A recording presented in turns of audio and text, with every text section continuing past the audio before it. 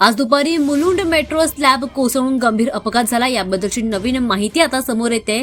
दरम्यान आज दुपारी 12:15 वाजता LBS रोडवर मेट्रो लाईन 4च्या बांधकामादरम्यान एक कॉन्क्रीट स्लॅब अचानक खाली पडला, ज्यामुळे रिक्षा आणि कारचं मोठ्या प्रमाणामध्ये नुकसान झाले आणि एका व्यक्तीने त्याचा जीव गमावलाय। त्यांची ओळख आता समोर येते।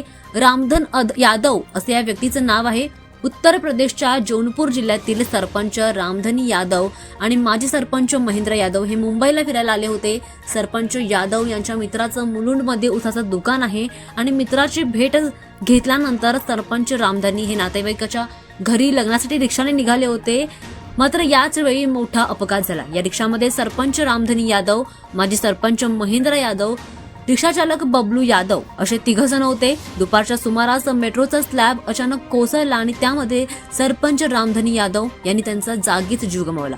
सरपंच रामधनी यादव यांच्या निधनाची माहिती मिळताच यादव यांच्या कुटुंबियांवर दुःखाचा डोंगर कोसळलाय। त्यांच्या या निधनाने गावामध्ये मोठी शोककळा पसरली आहे। रामधनी यादव यांच्या नातेवाईकांनी दोषींवर कठोर कारवाई करण्याची मागणी केली आहे। सरपंच रामधनी यादव आणि माजी सरपंच महेंद्र यादव हे 2 दिवसात गावी उत्तर प्रदेशामध्ये जाणार होते, मात्र त्यांच्या घरी जाण्यापूर्वीच या दुर्घटनेमध्ये त्यांचं निधन झालंय।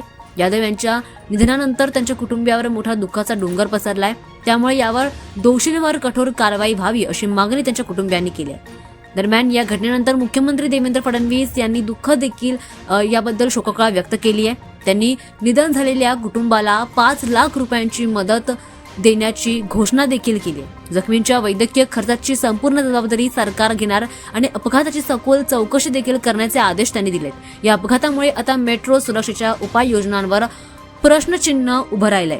अद्याप अपघातामुळे झालेलं नुकसान आणि कारण या जबाबदारांची भूमिका आता पोलिसांकडून याचा शोध देखील सुरू असल्याचं सांगण्यात येतं।